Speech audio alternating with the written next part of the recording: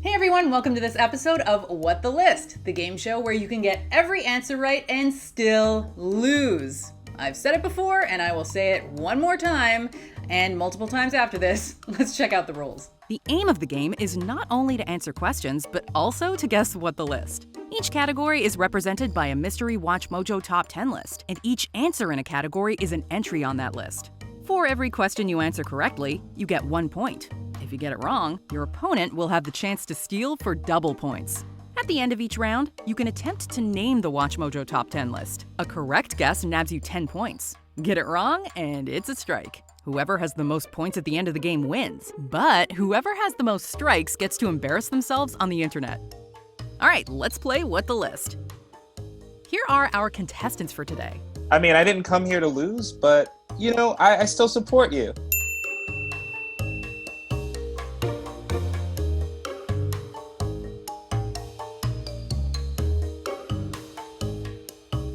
You just gotta keep hitting your head against the wall.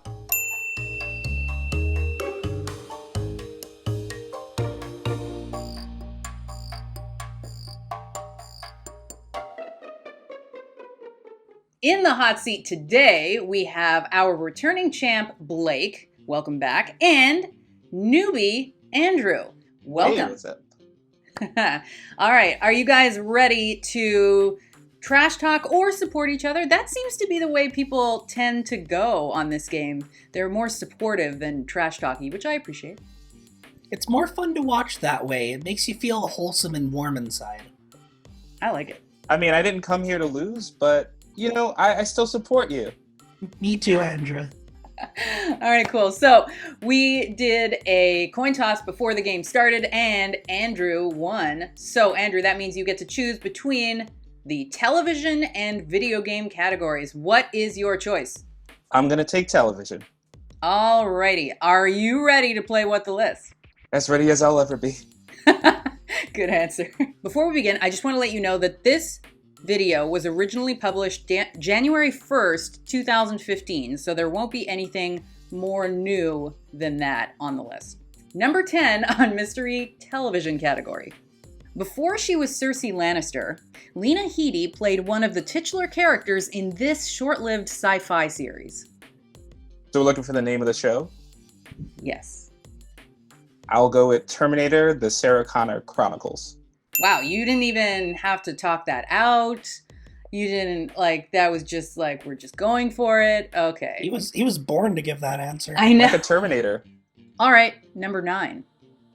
Based on a Luc Besson film about a female assassin, this action series ended in 2001, but almost 9 years later, the source material inspired another show starring Maggie Q. Oh, okay. So based on... I'm not going to lie to you, this is the one question I'd be really surprised if anybody got. I saw it, I was like, I don't really know. Anyway. I'm trying to think of every show Maggie Q has ever been on.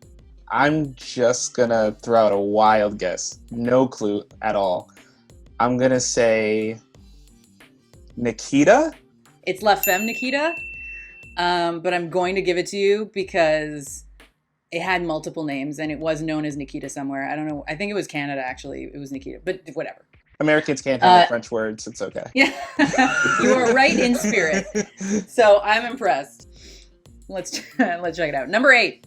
Stars Jack Klugman and Tony Randall both won at least one Primetime Emmy for their performances on this classic 70s sitcom. Wow, I actually have no idea. 70s sitcom. Let's go with Happy Days.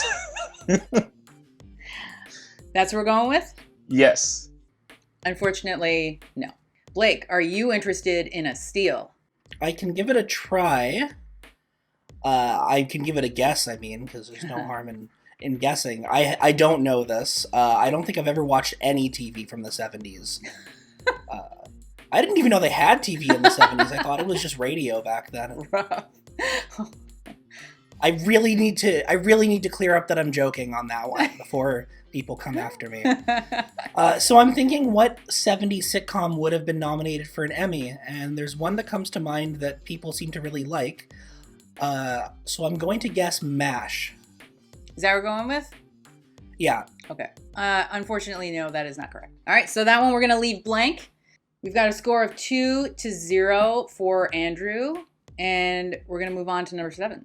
This animated series was effectively canceled in 2013, but it was brought back 7 years later for a final season on Disney+. Animated series canceled, brought back. Disney Plus has so many shows. You don't say. I don't know if you checked out Star, but it's like, why does anybody... Like, it's just like, okay, everybody else give up. It's fine. Yeah, they're making a show about the dog from Up, and I'm like, okay. They're what? Yeah. That was a trivia question on a previous episode of What the List. Maybe that's where I heard it. Effectively canceled and brought back on Disney Plus.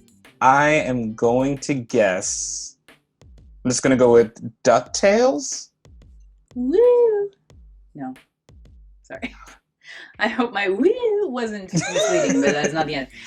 Tails, you're wrong.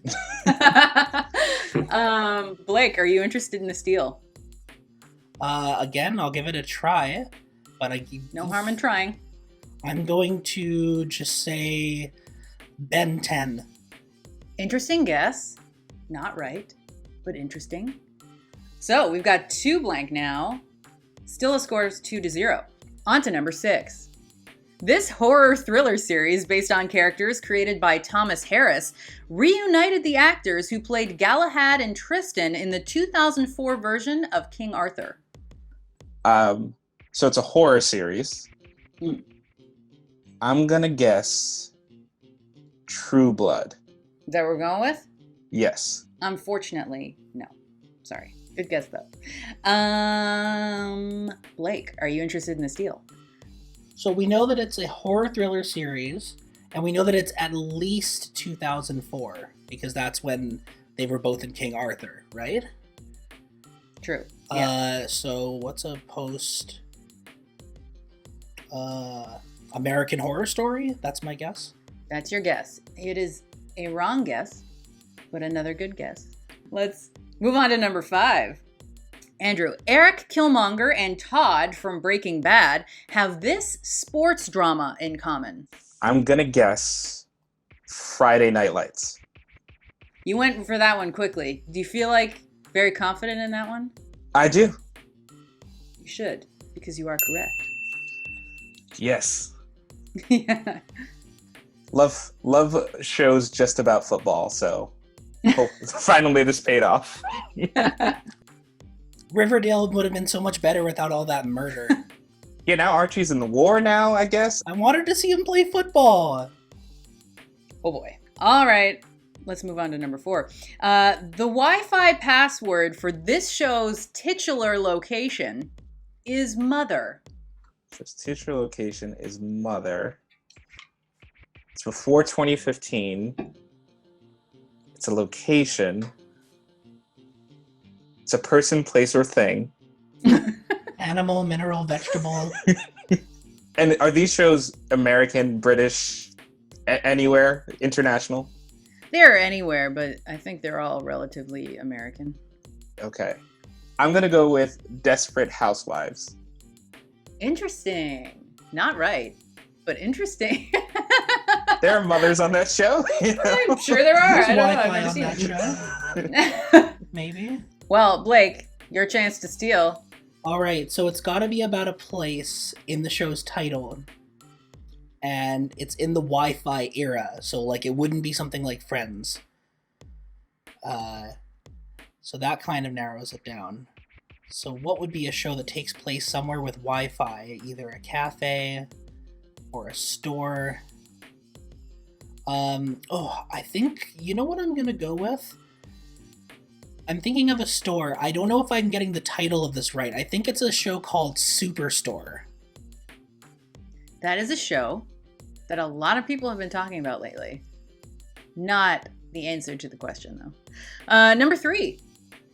This show bowed out with the most watched TV episode in U.S. broadcast history after 11 seasons on the air. Okay, 11 seasons. So it's not Firefly. I'm going to guess Friends. Final answer.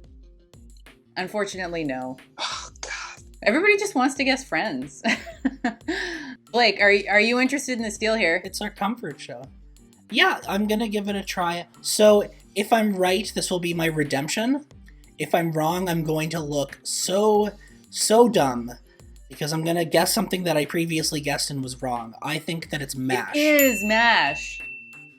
Yeah, when you said MASH the last time, I was like, uh-oh. Oh, he's too early on this one. All right, number 2, Andrew. This long-running Canadian-American sci-fi show drew on Egyptian, Greek, and Norse mythology, as well as Arthurian legend. Also, aliens. I'm going to take a really random stab. I swear I watch TV sometimes. I'm going to take a really random stab and say Stargate. I'm going to say there are multiple Stargates. Do you have a preference? If there is not a regular show called Stargate, I'm going to go with Stargate SG-1 as the final answer. Correct. Oh my God. Thank God. I get it. Teetering on the edge on that one. We've got a score of 4-2. Runaway game here. No, I'm kidding. Sorry. I'm joking. Okay. So here's number 1 on mystery television category. This is the only drama series from the WB network to ever receive an Emmy nomination for writing. Ironically, the episode nominated was mostly silent. I was going to try to make a clever joke about silence, but I don't have anything. So I'm just going to say Buffy the Vampire Slayer. That's what we're going with? Yes. Correct. Yay! So, Andrew, with 6 on the board, are you able to see any connective tissue between these entries? I think I can see one. Really? Mm-hmm. All right. So, do you want to give a guess what the list? I'm going to go with Welcome to WatchMojo, and today we're counting down our picks for the top 10 TV shows based on movies. Very nice. Go, Andrew. Go, Andrew. That I clearly haven't watched any of them because I couldn't get any of the answers.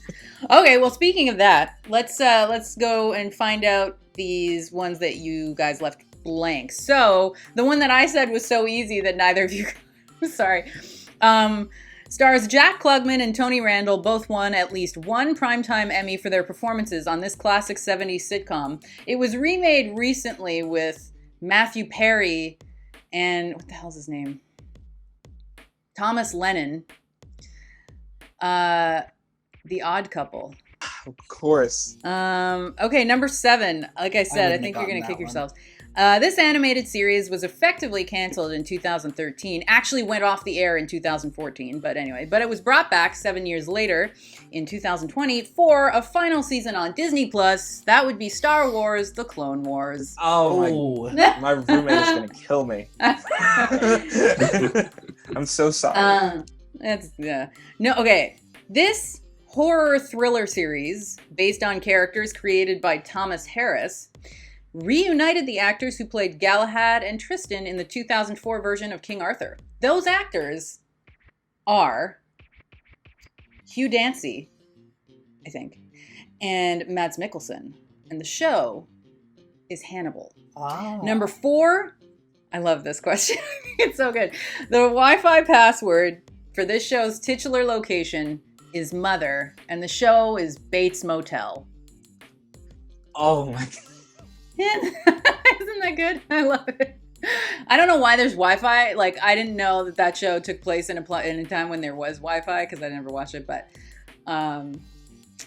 you know, if you know, you know. So now we've got a score of 15-2 going into round 2 when Blake has the chance to come back with a vengeance. Let's see if he can do it.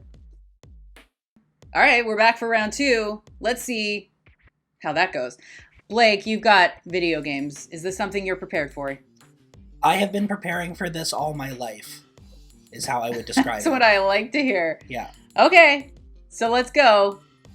Andrew, feel free to support and or trash talk as discussed. I think we're going for support. I'd love to hear it. So let's do it. Let's play What the List. Number 10. This mystery game featured several actors who popped up on the show Mad Men, including Vincent Kartheiser, aka Pete Campbell, and Aaron Staton, aka Ken Cosgrove. L.A. Noire is what I think the game is. Not even a pause. Not even. Because the I'm main gonna guy answer is this. the blonde guy from Mad Men, and it's really funny because he's this really serious cop who's like, "I'm going to be the best detective ever," and then there's a bunch of really weird conversations he has about random stuff. You are correct.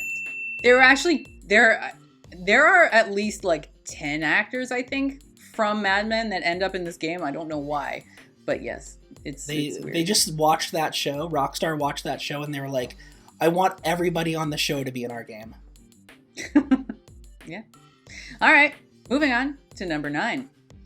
The conclusion to this sci-fi sequel was not well received by fans, so the developer released an extended cut DLC that elaborated on the original ending. That's gonna be Mass Effect 3. It was very controversial. Fine. I guess you're right. Come on.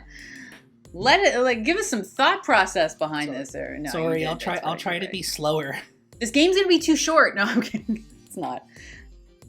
Number 8. This indie game centers on a creepypasta known for his thin physique and lack of facial features, and drew inspiration from the Marble Hornets web series. Okay, so it's like a horror indie game with that long, creepy guy that follows you. Slender Man. The 8 pages. Slender Man, the 8 pages. Correct. All right, let's go number 7 with a score of 15-5. Blake quickly catching up. Let's see.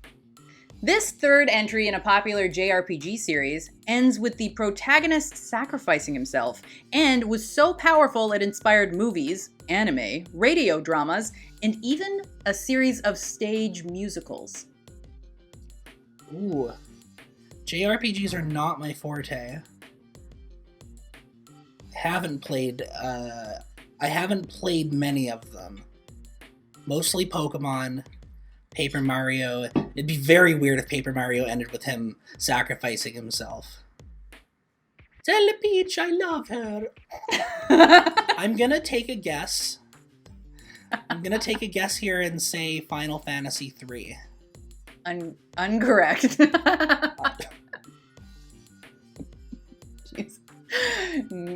Incorrect. Not correct. Unfortunately, I think that's what I was trying to say. Not correct. Andrew, are you interested in a steal? First I was thinking Pokemon, but I don't think Pikachu sacrificed himself in any of the games. I'm gonna go with Chrono Trigger 3.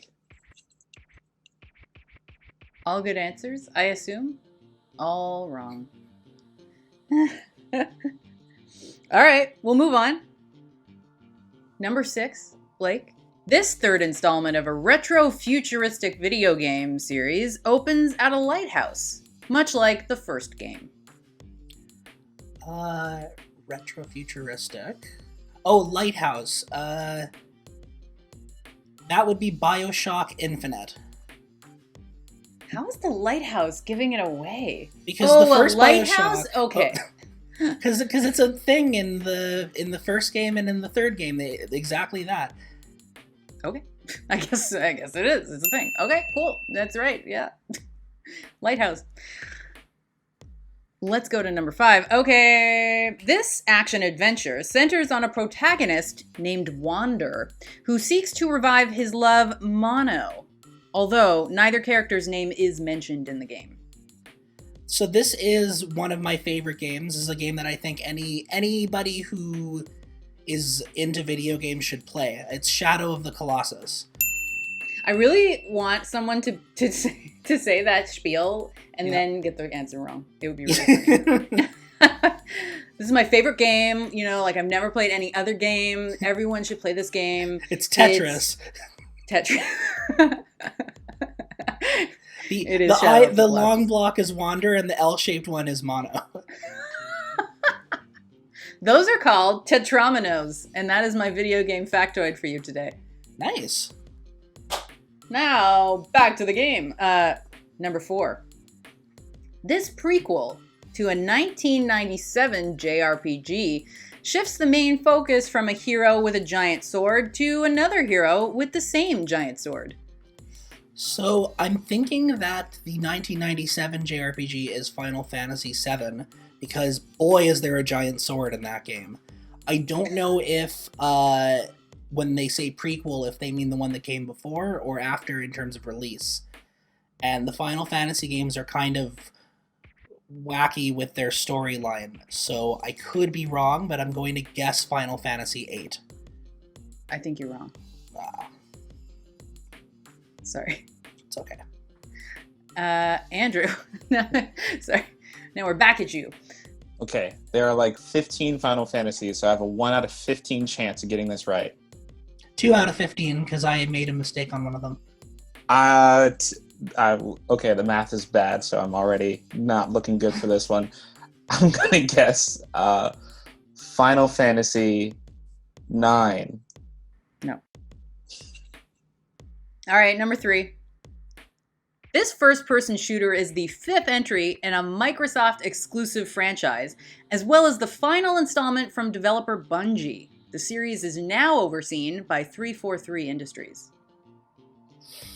Okay. So it's definitely a Halo game. The problem is that this is another case where the numbering things are weird, because I know there's Halo 1, Halo 2, Halo 3, and then there's Halo Reach and Halo ODST. And I don't know which one of those came first. I'm going to have to take a guess, and I might get this wrong because I'm not much of a Halo guy. I'm going to say Halo Reach. Correct! Woo! Cool. All right, so what's our score now? It is 15 for Andrew and 8 for Blake. Not giving Andrew many chances to steal. Let's see what happens here. Number 2, this episodic game takes place in the same universe as the comics it's based on, but not the TV adaptation that started airing 2 years earlier. So there's a few episodic games out there. The one that I'm thinking of that also has a TV version, even if it's not based on it, is The Walking Dead. I'm gonna go with that. Correct. I believe that there were many titles for this. I think it was called The Walking Dead, but we went with The Walking Dead Season 1, but you are correct. I will give you that one, because I know it had multiple names. And finally, this Western game received a prequel 8 years after its release, which confusingly used the number 2 in its title. This Western game received a prequel 8 years after its release, which confusingly used the number 2 in its... Red Dead Redemption. I think the answer is Red Dead Redemption. You are right. All right. Well, I didn't ask you throughout the game because I feel like we were just kind of racing through it. But Blake, do you see any connective tissue between these entries? I kind of do. But it's throwing me off a little, some of them. I love that. Yeah, I can take... Ew, it's tough. Surprisingly, I haven't played most of these, for as much as I brag about being a big gamer. I don't know what I'm suddenly wondering what I've spent my whole life doing. I'm gonna give it a shot here. Alright, so I'll try the list. Welcome to WatchMojo. Today we're counting down the top 10 video game stories. Unfortunately, no. I think it would have helped if you had played the games. Yeah. Andrew, do you have any idea? I think I might have an idea. I'd love to hear that. A crazy one. I'm gonna say, welcome to WatchMojo, and today we're counting down our picks for the top 10 video games where the main character dies. You know what? I'm gonna give it to you. Wow. I'm going to give it to you. It's video games where you die at the end, but yeah, I feel like that works. Joke's right? on you, I die in every video game I play. I also Same. spoiled myself for one of these games because I hadn't played Shadow of the Colossus. So. Yeah, I didn't know that was true for... So Blake, you got to do well in the lightning round. But before we get to the lightning round, that was a weird way to say that. Let's see the answers to the questions that were left blank, which were what? Hold on a second. All right, so number 7. This third entry in a popular JRPG series ends with the protagonist sacrificing himself and was so powerful it inspired movies, anime, radio dramas, and even a series of stage musicals, which I believe were subtitled The Weird Masquerade. I don't know if that would actually help, but it was Persona 3. That was my other guess. Number 4, very close. This prequel to a 1997 JRPG shifts the main focus from a hero with a giant sword to another hero with the same giant sword. Crisis Core, Final Fantasy VII. I think. I can't read Roman numerals. VII. Final Fantasy VII. I hate it so much. But there you go. So, very nice work there, guys. Let's see if Blake can make a spectacular comeback in the lightning round. Blake, because you are trailing in the points, you get the chance to decide if you're going to go first to set the pace in the lightning round, or if you're going to let Andrew go first, and then you know how many points you need to take the game. I think I'm going to choose to go second for the Alrighty. drama. Drama. Yeah, that's good. Okay, so bye. Hang up. All right. See you later. Bye. Good luck, Andrew. I'll let you know. And Andrew, this is stressful. I'm not gonna lie to you. I have played the game now myself, and I got very stressed out. So have fun. Oh yeah, I'm ready. Okay. I got the lightning Okay, so bolt. I'm gonna Let's go. read. Cool. I'm gonna read you the title and criteria of a WatchMojo top 10 list, and you have 60 seconds to guess as many entries on that list as possible. And whoever gets the most points in the lightning round gets all the points in the lightning round. And every right answer is 2 points. So that means if you get 5, that means you get 10 points. Easy? All right. I just did some math for everybody, so that's fun. Okay, cool.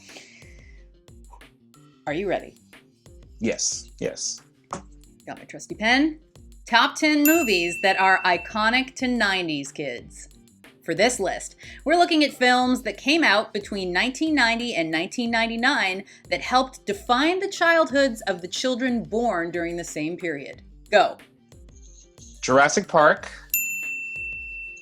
Oh my god, I had another one already that I lost. Clueless.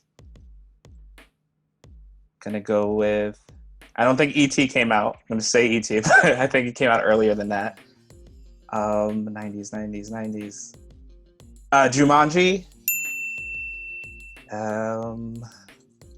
90s. No Star Wars came out there. Wow, 90s. What happened in the 90s? I was alive then. Pokemon, the first movie. Any sequels? I'm going to just guess Jurassic Park 2 and 3, just in case any of those came out then. What are the sequels? Neverending Story. Lion King. What other? Time. All right. You got 3. Okay. All right. Blake, are you ready for your chance at this lightning round? I'm ready. All right. I'm going to give you the title and criteria, and you try to guess as many as you can in 60 seconds. Top 10 movies that are iconic to 90s kids. Oh, man. For this list, we're looking at films that came out between 1990 and 1999 that helped define the childhoods of the children born during the same period. Go. Oh, man. Aladdin. The Matrix, that was pretty late. Movies that are iconic to 90s kids. I knew more about TV back then. The Rugrats movie? I think that was 2000. Oh god. 90s movies. Wouldn't have been Jaws. Maybe Star Wars Episode 1. Adventures in Babysitting? No, that was the 80s. Oh no.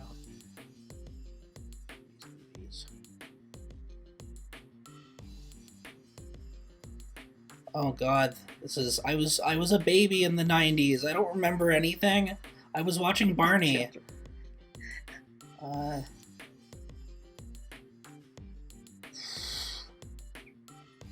really drawing a blank on this one. Yikes. Did Labyrinth come out in the 90s?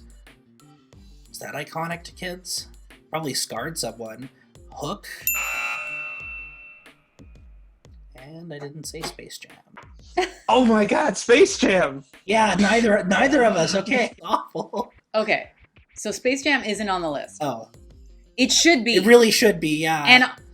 And also, Andrew, you said something else that I thought should be on the list that wasn't on the list. Oh, the Pokemon movie. I did think. Yeah. Although that might have come out in the 2000s. No, that was pre-2000. I remember going to see that in Okay. theaters. I was very young, but that was like a thing. Yeah, I took Emily. Nice.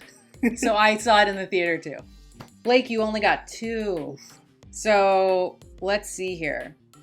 We've got Hook, Jumanji, The Mask, Matilda, Aladdin, Home Alone, The Lion King, Mrs. Doubtfire, Toy Story, and Jurassic Park. Home Alone. See, Like when a you listen to that list, you're like, weekend. yeah. What's that? That sounds like a fantastic weekend just watching all of I know. this. All right, well, that means by a score of 31 to 10, Andrew is our new champion. Woo! Yay, congratulations. Thank you, guys. Good game. However, there was a strike in this game, Blake, fortunately. for me. Right. So you're not getting out of this game scot-free. Blake-free? I don't understand that saying. But anyway. So if you wouldn't mind regaling us with an embarrassing story. Shall I tell the story of the time that I ruined my friend's 8th birthday party? Why not?